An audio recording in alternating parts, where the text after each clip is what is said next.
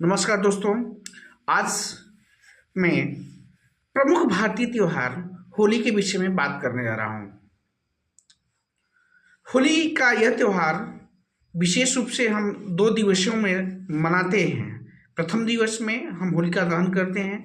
द्वितीय दिवस में यानी दूसरे दिन हम अच्छे अच्छे पकवान बनाते हैं, अपने दोस्तों यारों से मिलते हैं, एक दूसरे को गले लगाते हैं, रंग लगाते हैं और इस प्रकार से हम अपने होली के त्यौहार को संपन्न करते हैं। दोस्तों, होली के इतिहास को देखा जाए तो अलग अलग धार्मिक मान्यताएं हैं तथा हमारी कुछ सामाजिक मान्यताएं भी हैं। अगर हम धार्मिक मान्यताओं की बात करें, पौराणिक मान्यताओं की बात करें, तो यह भागवत पुराण के 7वें अध्याय में इसका जिक्र है कि हिरण्यकश्यप नामक एक राक्षस था। वह अपने आप को स्वयं को भगवान समझता था। उसी का पुत्र प्रहलाद होता था, जो कि हिरण्यकश्यप के बार बार समझाने पर हिरण्यकश्यप बार बार समझाता था कि बेटा मैं ही भगवान हूँ, साक्षात मैं ही ईश्वर हूँ, मेरे अलावा इस धरती पे कोई दूसरा भगवान या ईश्वर नहीं है। लेकिन प्रहलाद को ये बात समझ नहीं आती।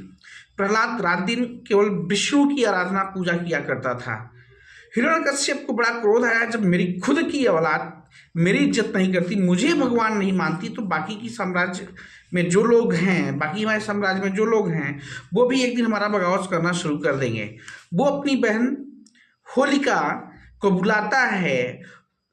होलिका, जिसे साक्षात ब्रह्मा जी से वरदान था कि आपकी मृत्यु चाहे जैसे हो, आपको चाहे जिस प्रकार आपकी मृत्यु निश्चित हो, लेकिन आप आग में नहीं जलोगी, अग्नि आपका कुछ भी नहीं कर पाएगी। हिरण्यकश्यप बार बार समझाता है प्रहलाद को, लेकिन प्रहलाद को समझ नहीं आता। वो तो भगवान विष्णु की आराधना पूजा में मस्त रहता था। हिरण्यकश्यप को क्रोध आता है कि जब हमारी खुद की औलाद हमें नहीं मानती भगवान, तो बाकी के साम्राज्य के लोग, बाकी हमारी प्रजा कैसे मानेगी? कल की डेट में सभी बगावत करना शुरू कर देंगे और हमारा अस्तित्व खतरे में है।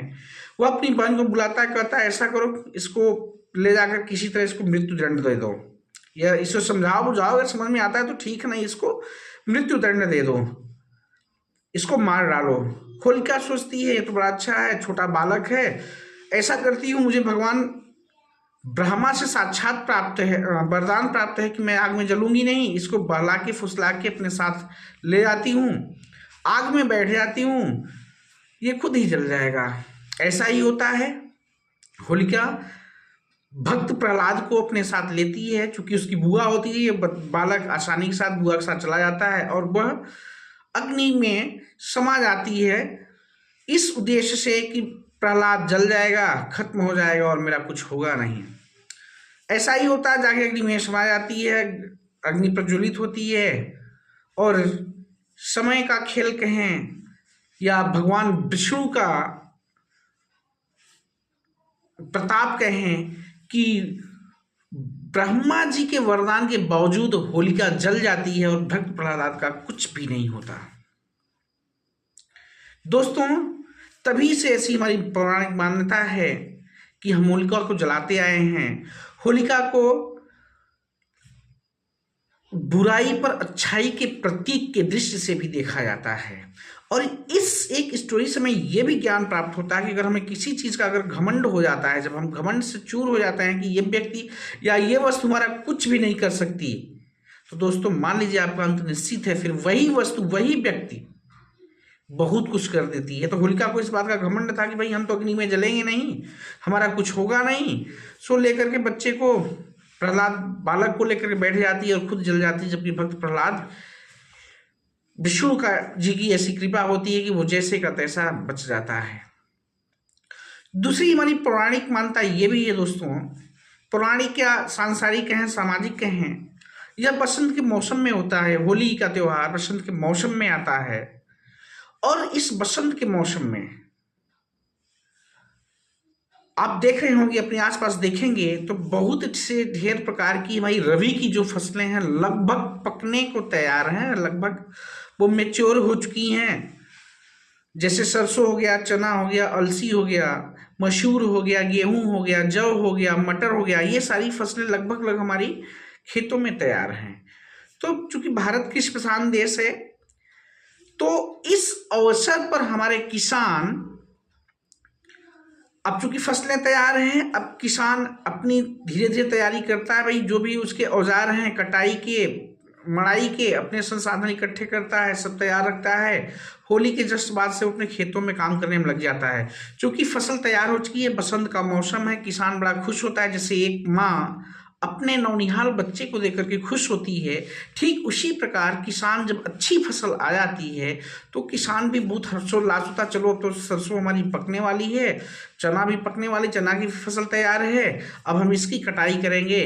तो इस कटाई और मड़ाई की शुरुआत के उपलक्ष्य में किसान खुशियां मनाता है। और अग्नि को आप देखते होंगे, होलिका दहन के दिन किसान भाई या और भी लोग जौ के कुछ ले लेता है, बालियां वगैरह, सरसों के कुछ दाने ले लेता है, सरसों की फलियां, चना, अलसी, सभी प्रकार के जो भी रबी की फसलें हैं सभी की 2 बालियां लेकर के वो जाता है और होलिका को भी अर्पित करता है। यहाँ पे किसानों की ऐसी मान्यता है भाई, वो अग्नि को, चूंकि हमारी हिंदुस्तानी जो भारतीय संस्कृति है उसमें अग्नि का भी बहुत महत्व है, अग्नि को भी हम देवता मानते हैं, तो वह अग्नि को समर्पित करता है कि हे अग्नि माता, अब हमारी फसलें लगभग तैयार हैं, तो पहली फसल ये हम आपको समर्पित करते हैं, बाकी आप हम पे कृपा बनाइएगा हमारी, ताकि अच्छे से कटाई मड़ाई सब कुछ हो जाए। तो ये भी हमारी जो सांस्कृतिक मान्यता है, इस प्रकार भी किसानों की आशाएं होलिका माता से जुड़ी होती है, अग्नि से जुड़ी हुई होती हैं, तो वह उन सबको समर्पित करता है। तो हम देखते हैं कि होलिका दहन के दिन हमारे किसान भाई सभी प्रकार की फसलों को 2-4 बालियां लेता है और जाकर के होलिका को अर्पण करता है या अग्नि को अर्पित करता है। दूसरी चीज़, अब अगले दिन क्या होता है, अगले दिन हम अच्छे से मीठे मीठे पकवान बनाते हैं, जिसको रंग की होली कहते हैं। रंग बिरंगे अबीर लेते हैं, हम अपने दोस्तों को, मित्रों को, भाई वो बहनों को, भाई सबको लगाते हैं, सबको गले मिलते हैं और पूरे साल भर के गले शिकवे मिटाकर, किससे क्या बात बहस हुई थी, सबको यहाँ पे समाप्त करके सबसे गले मिलते हैं, सब एक दूसरे को मुंह मीठा कराते हैं। तो हमारी इस प्रकार की मान्यताएं हैं, चाहे आप धार्मिक ले लें, चाहे सांस्कृतिक ले लें। हमारा देश किसान बाहुल्य देश है, कृषि प्रधान देश है, तो हमारे पास इस प्रकार से किसानों की भी मान्यताएं हैं। तो ये रहा होली की विशेषता। होली का त्यौहार इसलिए भी हमारे लिए बहुत विशेष है क्योंकि रबी की फसलें तैयार हैं, हम पहले अग्नि माता को अपनी फसलों को अर्पित करते हैं, 2-4 दाने अर्पित करते हैं, अगले दिन भी अच्छे से पकवान बनाते हैं, दोस्तों यारों से मिलते हैं, खुशियां मनाते हैं, हर्षोल्लास के साथ नाच गाने, दिन भर का प्रोग्राम चलता रहता है, नए वस्त्र भी धारण करते हैं। उसके बाद में अगले दिन से अपनी अपनी फसलों को की कटाई मड़ाई के लिए किसान तैयार हो जाता है, अपने खेतों की तरफ निकल जाता है। तो दोस्तों इस प्रकार की हमारी मान्यताएं हैं। अगर यह वीडियो या जानकारी आपको अच्छी लगी हो तो हमारे चैनल को सब्सक्राइब कीजिएगा, अपने दोस्तों को भी शेयर करने का प्रयास कीजिएगा। ऐसी ही ज्ञानवान जानकारियां तथा मोटिवेशनल बातें लेकर के, मोटिवेशनल स्टोरी लेकर के हम आपके सामने प्रस्तुत होते रहेंगे। तब तक के लिए नमस्कार, जय हिंद।